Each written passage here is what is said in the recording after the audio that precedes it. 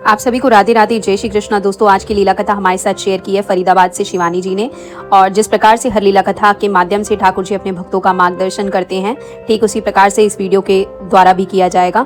तो आशा करती हूँ इस लीला कथा को अंत तक आप ज़रूर सुनना और ज़्यादा से ज़्यादा शेयर करना, ताकि हम सभी जानते हैं कि होलिका दहन के दिन जब प्रहलाद जी होलिका दहन की अग्नि से बिल्कुल सुरक्षित सुबह के समय सभी भक्तों को मिले थे, उस समय सभी भक्तों ने, जो विष्णु भक्त थे, उन्होंने उत्साह पूर्वक प्रसन्नता के साथ रंगों से होली खेली थी और भगवान विष्णु के प्रति अपने अटूट विश्वास और श्रद्धा भाव को प्रकट किया था। उसी प्रकार से होली के बाद हमेशा जो है रंग भरी होली आती है, जिसे दुल्हन भी बोलते हैं। और इस रंग भरी होली को हमारे ठाकुर जी बड़े प्रेम पूर्वक, बड़ी प्रसन्नता के साथ अपने भक्तों के साथ मनाते हैं। वृंदावन में, बरसाना में, मथुरा में बड़ी धूमधाम से रंग भरी होली का पर्व मनाया जाता है। दोस्तों, अगर इस दिन आप लड्डू गोपाल की 2 विशेष सेवाएं करते हो तो ठाकुर जी बहुत अधिक प्रसन्न होते हैं और अपने भक्तों को जीवन में खुशियों के रंग भर देते हैं।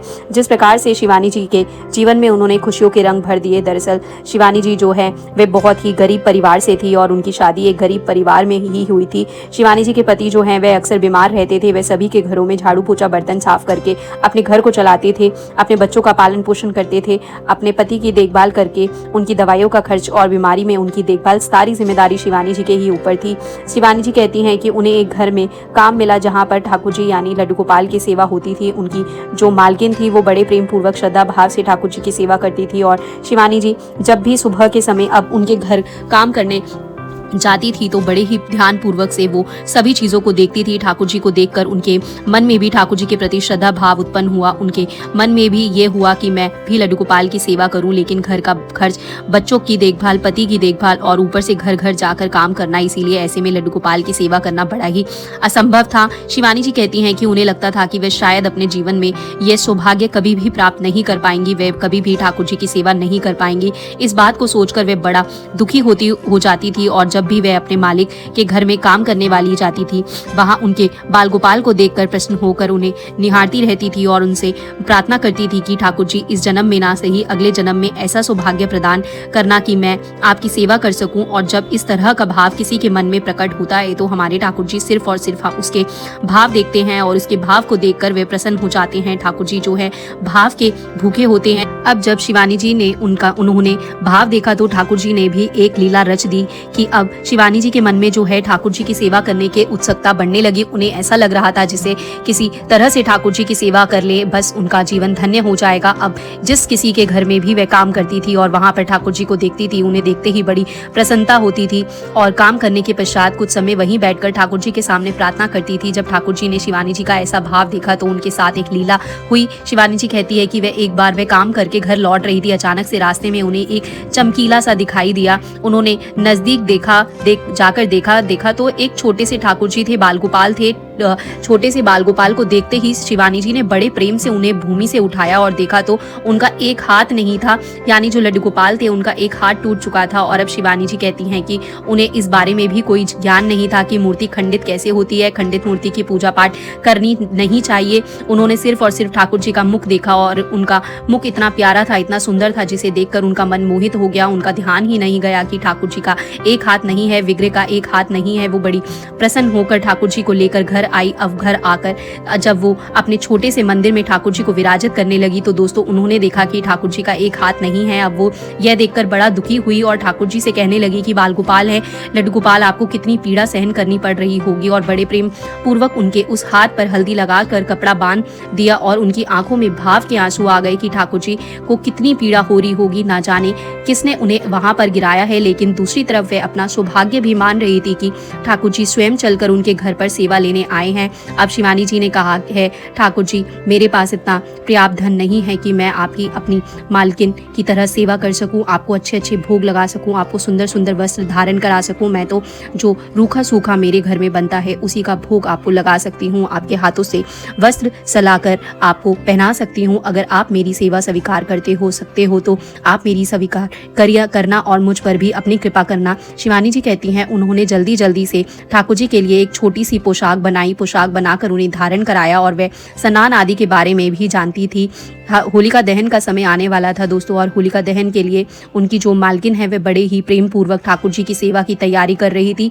जैसे जैसे उनकी मालकिन सेवा की तैयारी कर रही थी, शिवानी जी कहती हैं वो नहीं कर पाई क्योंकि उनके पास पर्याप्त धन नहीं था। अब होली का त्यौहार तो शिवानी जी कहती हैं कि उनकी मालकिन ने उन्हें उपहार स्वरूप कुछ पैसे दिए और कहा कि तू भी बच्चों के लिए कुछ कपड़े और मिठाइयाँ खरीद लेना, त्योहार का समय है, अपने घर पर भी खुशी खुशी होली मनाना। उस समय शिवानी जी कहती हैं मैंने अपनी मालकिन को बताया कि मेरे पास भी बाल गोपाल हैं और उन्हें पूरी लीला बताई कि जब मैं काम से घर लौट रही थी उस समय मुझे लड्डू गोपाल रास्ते में मिले। उनका एक हाथ नहीं था है, लेकिन मैं अपने ठाकुर जी की प्रेम पूर्वक सेवा करती हूँ। शिवानी जी का भाव देखकर उनकी मालकिन बड़ा ही प्रसन्न हुई और उन्होंने कुछ पोशाक और ठाकुर जी के लिए मालाएं, बांसुरी, मुकुट, कुछ उनके आभूषण जो हैं गिफ्ट स्वरूप, उपहार स्वरूप शिवानी जी को दिए। अब ठाकुर जी के लिए उपहार पाकर शिवानी जी बड़ा ही प्रसन्न थी। शिवानी जी कहती हैं मैंने अपनी मालकिन से ठाकुर जी की सेवा के बारे में पूछा और उनसे कहा कि जिस प्रकार से धूमधाम से आप ठाकुर जी की सेवा की तैयारी कर रही हो, मेरे पास इतना पर्याप्त धन नहीं है, मैं इतनी ज़्यादा सेवा नहीं कर सकती, कृपया करके मुझे कोई छोटा सा उपाय बताइए जिससे लड्डू गोपाल प्रसन्न हो जाए, प्रसन्न होकर वो मुझे इस काबिल बना दे कि मैं भी उनकी मनचाही सेवा कर सकूं, मेरे पास भी इतना पर्याप्त धन हो कि मैं अपने ठाकुर जी को सुंदर सुंदर पोशाक धारण करा सकूं, उन्हें सुंदर सुंदर आभूषण धारण करा सकूं। अब पैसा आने के बाद भी शिवानी जी का भाव ऐसा था, वह सिर्फ और सिर्फ ठाकुर जी के श्रृंगार और ठाकुर जी के बारे में ही सोच रही थी। अब उस भाव को देखकर उनकी मालकिन ने कहा कि देख, होली के दिन ठाकुर जी को तुझे फूलों से स्नान कराना है, होलिका दहन के दिन नए वस्त्र और आभूषण धारण करा देना। उसके अगले दिन जब रंग भरी होली आती है तो वो ठाकुर जी को बहुत अधिक प्रिय होती है। अगर उस दिन तूने लड्डू गोपाल को प्रसन्न कर दिया तो समझ लेना कि तेरे घर में खुशियां ही खुशियां आएगी। जिस तरह से होली के रंगों का त्योहार है उसी तरह से तेरे जीवन में रंग भर जाएंगे। अब जब ठाकुर जी तेरे घर में आ चुके हैं तो एक तुलसी का पौधा भी तुझे होलिका दहन के दिन अपने घर लगाना चाहिए। होलिका दहन के दिन अगर तुम अपने घर में तुलसी का पौधा लगाओगी तो ठाकुर जी के साथ साथ माता लक्ष्मी भी तेरे घर में विराजित हो जाएगी और उनकी विशेष कृपा तुझे प्राप्त होगी। होलिका दहन के दिन तुलसी का पौधा लगाना बड़ा ही शुभ माना जाता है। अगर तेरे घर में पहले से ही तुलसी है तो ये बहुत ही बड़ा तेरा सौभाग्य है। अब होलिका दहन के अगले दिन जब होलिका दहन की राख पूरे घर में हम छिड़क हैं या घर के किसी कोने में होलिका दहन की राख को रखते हैं, उससे घर की सारी नेगेटिविटी एनर्जी होती है वे दूर हो जाती है। घर से जितनी भी नकारात्मकता शक्तियां हैं वे घर से बाहर भाग जाती है। उस समय अगर तुम ठाकुर जी की दो विशेष सेवाएं करती हो, जब सारी नकारात्मकता शक्तियां बाहर चली जाती हैं, नेगेटिव एनर्जी घर से बाहर हो जाए तो ठाकुर जी की तुरंत से प्रसन्न हो जाते हैं। उन तक तुम्हारी सेवा सीधे सीधे पहुंचती है और प्रसन्न होकर वे जीवन में खुशियों के रंग भर देते हैं। तो वह दो सेवाएं क्या है मैं भी आप लोगों को बताती हूँ। दोस्तों, होलिका दहन के अगले दिन सुबह के समय रंग भरनी होली यानी 14 मार्च को सुबह उठकर आपको ठाकुर जी को फूलों से स्नान कराना है। उनके लिए जो पंचामृत बनाओगे उसमें आपको फूल तोड़कर उनकी पंखुड़ियों से ठाकुर जी को स्नान कराना है। उसे कहते हैं फूलों भरा स्नान। उसमें आप गुलाब के फूल की पंखड़ियां तोड़ के डाल देंगे या गेंदे के फूल की पंखड़ियां डालकर अगर आप ठाकुर जी को स्नान कराते हो तो वे बहुत अधिक प्रसन्न हो जाते हैं। ठाकुर जी को स्नान कराने के लिए आपको जो है पीतल का ये तांबे का पात्र लेना है, तांबे या पीतल से स्नान कराना है। माता लक्ष्मी भी प्रसन्न होती है। अगर आपके पास दक्षिणावर्ती शंख है तो आप उस शंख से भी ठाकुर जी को स्नान कराइए। उसके पश्चात अपने घर में जो आप होलिका दहन से राख उठाकर लाए हो उस राख को पूरे घर में थोड़ा थोड़ा सा कोने में डाल दीजिए। ठाकुर जी के स्नान जल को पूरे घर में छिड़क दीजिए। ठाकुर जी को रंग बिरंगे वस्त्र धारण कराइए, मिठाइयों का भोग लगाइए, उन्हें रंग बिरंगे जो है रंग समर्पित कीजिए। ठाकुर जी को अभी पूजा करते समय ही आपको होली नहीं खिलानी है, पहले आपको उन्हें भोग लगाना है, रंग समर्पित करने हैं, अच्छी सी पोशाक और आभूषण धारण कराने हैं। उसके पश्चात अगर आपके घर में तुलसी का पौधा है यानी होलिका दहन के दिन आप पौधा लाकर लगाते हो, उसके लिए आपको सबसे पहले ठाकुर जी के सामने 5 आंवला लेकर उनका दीपक बनाना है। रुई की गोल बाती बनाकर जिस प्रकार से बनाते हैं उस प्रकार से रुई की गोल बाती बनाकर उन 5 आंवला में रखना है। 5 मिट्टी के बिल्कुल नए दिए आपको जो है वो भी गोल बाती के साथ बनाने हैं। आटे से एक चौमुखी दीपक बनाना है। इस प्रकार से 5 आंवले के दीपक और 5 दीपक जो है मिट्टी के बिल्कुल नए और एक दीपक चौमुखी जो आटे का आपको बनाना है। उस दीपक में आपको गोल रुई की बाती बनाकर रखनी है और घी से भर लेना है या तिल का तेल भी आप डाल सकते हो। जो चौमुखी दीपक है दोस्तों उसकी बात आरती आपको लंबी बनानी है। फिर ठाकुर जी को वे दिए समर्पित करने हैं। ठाकुर जी के पास वो दिए रखने के पश्चात जब आपकी ठाकुर जी की सेवा संपूर्ण हो जाए, आप ठाकुर जी को भोग लगा दो, ठाकुर जी को रंग समर्पित कर दो, आभूषण पहनाकर मोरपंख लगाकर ठाकुर जी की आरती पूजा सब आप कर दो, संपूर्ण हो जाए। उसके पश्चात आपको वह दीपक वहां से उठाकर तुलसी माता के पास ले जाकर प्रज्वलित करने हैं। आपको तुलसी माता के पास वह दीपक जलाने हैं। 5 आंवले के दीपक, 5 बिल्कुल नए मिट्टी के दीपक और 1 चौमुखी दीपक, आंवले के दीपक जलाने से आपके घर में रोगों का नाश होता है। तुलसी माता बहुत अधिक प्रसन्न होती है और आपको आशीर्वाद देती है।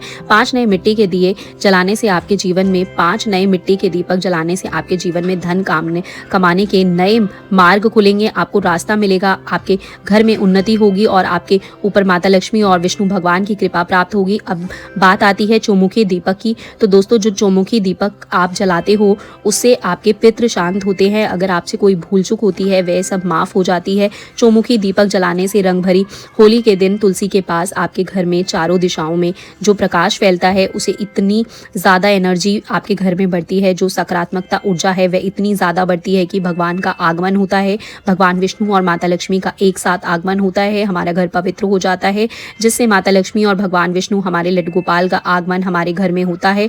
और जब उनके चरण हमारे घर में पड़ते हैं तो दोस्तों हमारे घर में सुख और समृद्धि का वास होता है। हमारे घर में जो है इतना धन आता है, माता लक्ष्मी के चरण पड़ने से इतना धन आता है कि हमारे पूरे वर्ष कभी भी घर में धन की कमी नहीं होती। इसीलिए आपको रंग भरी होली के दिन लड्डू गोपाल को फूलों से स्नान कराने के पश्चात ये 5 दिए, 5 आंवले के, 5 मिट्टी के और 1 चौमुखी दिया पक आपको तुलसी माता के पास अवश्य ही जलाना है। उसके पश्चात आप तुलसी माता की 7 बार परिक्रमा करिए। तुलसी माता को एक लाल रंग की छोटी सी चुनरी समर्पित कीजिए।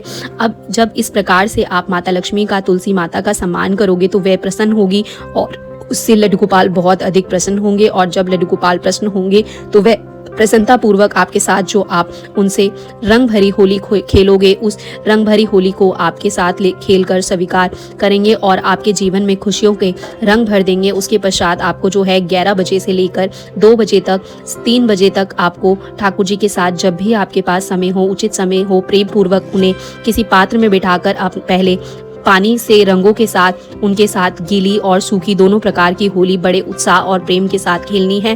ठाकुर जी के भोग के लिए हम अपने घर में तरह तरह के पकवान बनाते हैं, जैसे कि बिना प्याज लहसुन का उनके लिए हम आलू की पकौड़ी बना सकते हैं, उनके लिए खीर बना सकते हैं, बेसन के लड्डू बना सकते हैं और गुंजियाल अधिक प्रिय होती है। और होली के त्योहार पर गुंजिया जी को लगाया जाता है भोग, इसीलिए आप उन्हें मीठी मिठाइयों का भोग लगा सकते हैं, जो कि पकवानों का भोग लगा सकते हो। प्रेम पूर्वक जब पकवानों का भोग ठाकुर जी को हम लगाते हैं तो वह प्रसन्न होकर स्वीकार करते हैं। अब शिवानी जी कहती हैं, इतना पर्याप्त धन तो था ही नहीं, वह मिट्टी के दिए और 5 आंवला खरीद सकती थी, साथ ही साथ घर पर आटे का चौमुखी दीपक भी बना सकती थी। शिवानी जी कहती हैं, उन्होंने बिल्कुल उसी प्रकार से रंग भरी होली के दिन ठाकुर जी की सेवा की। ठाकुर जी की जो एक सुंदर सी पोशाक धारण कराई, फूलों से स्नान कराया। ठाकुर जी की सेवा के उपरांत शिवानी जी कहती हैं कि उन्होंने तुलसी माता में चौमुखी दीपक, 5 नए दीपक और आंवला के दीपक प्रज्वलित किए। उसके बाद तुलसी माता की परिक्रमा की और फिर ठाकुर जी के साथ प्रेम पूर्वक होली खेली। घर में ज्यादा कुछ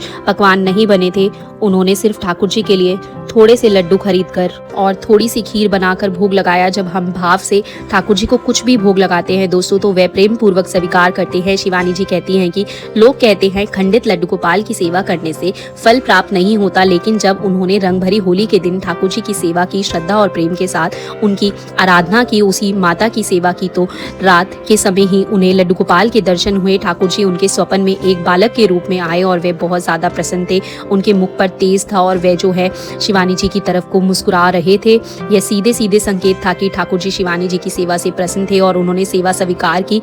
अब जब शिवानी जी सुबह उनकी आंखें खुली, वे कहती हैं उन्होंने अपने स्वप्न के बारे में अपनी मालकिन को बताया। उनकी मालकिन ने मुस्कुराते हुए कहा कि शिवानी देख, तेरे ठाकुर जी ने तेरी सेवा स्वीकार कर ली, धन्य है तेरी भक्ति की, इतनी जल्दी मुझे ठाकुर जी के दर्शन हो गए। देखना तेरे परिवार और उनकी कृपा जल्द ही बरसेगी, जल्द ही ठाकुर जी का आशीर्वाद तुझे प्राप्त होगा। शिवानी जी कहती हैं कि वही हुआ। धीरे धीरे उनकी पति की हालत बहुत खराब थी, जो वे ठीक होने लगी। उनके पति कुछ दिनों के बाद बिल्कुल ठीक हो गए, उन्हें दवाइयों की कोई आवश्यकता नहीं थी। ऐसा लग रहा था होलिका दहन के दिन उनके सारे कष्टों का अंत हो गया। रंग भरी होली के दिन सचमुच ठाकुर जी ने उनके जीवन में खुशियों से के रंग भर दिए। अब शिवानी जी के साथ साथ उनके हस्बैंड भी काम पर जाते थे, काम करने लगे, पैसा कमाने लगे।